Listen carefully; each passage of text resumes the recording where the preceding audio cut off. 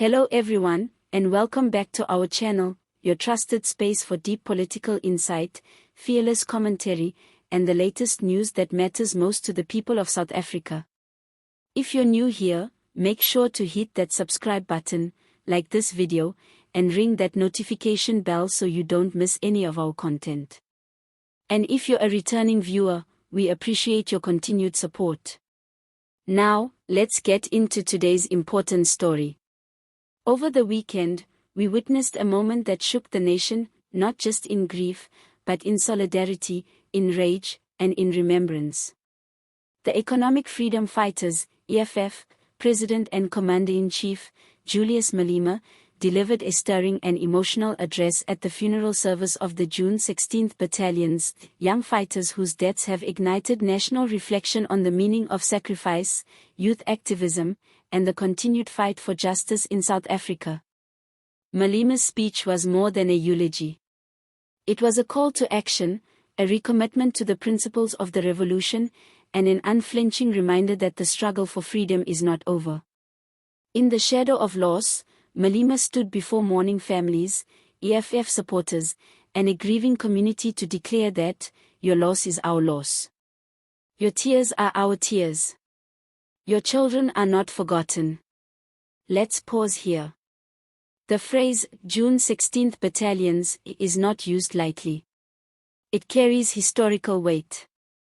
It evokes the spirit of the 1976 Soweto Uprising, when thousands of black students took to the streets against the apartheid regime's oppressive education system. Now, decades later, the name returns, not as a memory, but as a cry from the grave, reminding us that the youth still pay the ultimate price in the war against poverty, inequality, and political neglect. So who were these young fighters? According to reports, the individuals honored at this funeral were members and supporters of the EFF Youth Command who lost their lives under deeply tragic and suspicious circumstances. Whether due to police brutality, unexplained disappearances, or violent confrontations tied to community organizing and activism, these deaths raise serious questions about the safety of political youth in today's South Africa. Malema did not mince his words. He spoke with the fire and conviction that has become his trademark. "These are not just names on a program," he said.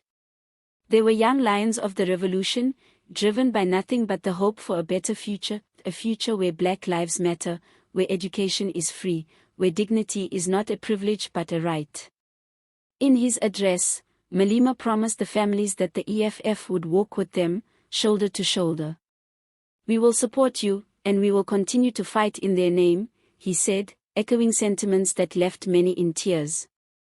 This was not just about political optics. It was about making a solemn vow that these deaths would not be in vain. Malema's tone also turned sharply critical. He lambasted the state for what he described as a culture of impunity, where the lives of black youth are treated as expendable.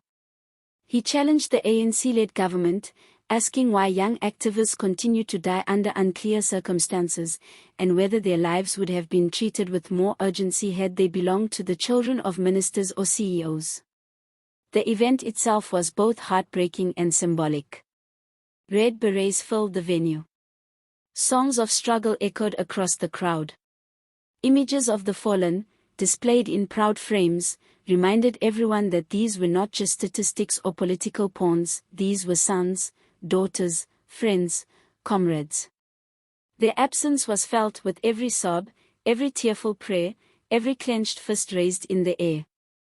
Among the attendees were high-ranking EFF officials, community leaders, and international solidarity groups. Their presence sent a clear message: the world is watching, and the call for accountability will not be silenced. But this funeral was also a strategic moment for the EFF. With 2026 local elections on the horizon and growing frustration among the youth, Malema used this platform to sharpen the party's message: the EFF is not just a political organization, it is a movement of the people, for the people, led by those who have nothing to lose but their chains. Malema drew historical parallels, invoking not just the memory of June 16, 1976, but also the legacy of Chris Hani, Solomon Malangu, and Steve Biko. They were killed for dreaming, Malema said, just like these young fighters were silenced for daring to hope. He continued, "Today we bury them, but we also bury our fear. Because what else can they do to us now? They've already taken the best of us. But as long as we breathe, we will continue. We will fight for free education, for land, for jobs, and for true justice." And this is where Malema's message hit hardest. It wasn't just a tribute, it was a warning. A warning to those in power who think the youth are too distracted, too hopeless, too disorganized to resist. A warning that the spirit of June 16th is not dead. It is alive in the streets, in the classrooms, in the townships, and now, in the hearts of those who mourn. To the families of the deceased, Malema offered not just condolences, but solidarity. "You are not alone," he said. "You now have a family in all of us. And your children will live on, not in silence, but in struggle." So what now? The EFF has called for an independent investigation into the circumstances surrounding these deaths. There is mounting pressure on law enforcement and intelligence agencies to come clean about any possible surveillance, infiltration, or targeting of young political activists. Human rights groups have also begun mobilizing, demanding that South Africa not return to a time where young black lives are extinguished in the shadows of the state. The South African Human Rights Commission is reportedly reviewing several cases linked to police action against youth organizers, and this funeral may well be the catalyst that sparks broader inquiries. But beyond the legalities, there is something deeper here. A sense that the country stands at a crossroads. Will we allow another generation of young leaders to be buried with no answers, or will this moment become a turning point?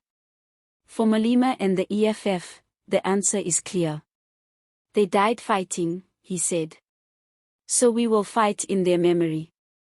We will take this pain and turn it into power."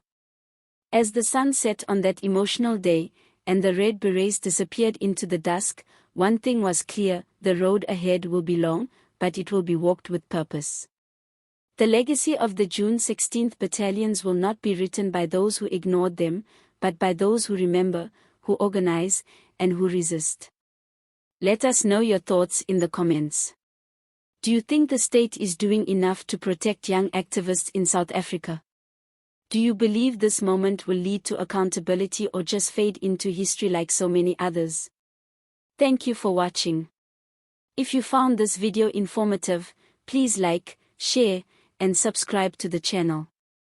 We've got more critical stories coming your way. Stories that dig deep, expose the truth, and amplify the voices that often go unheard.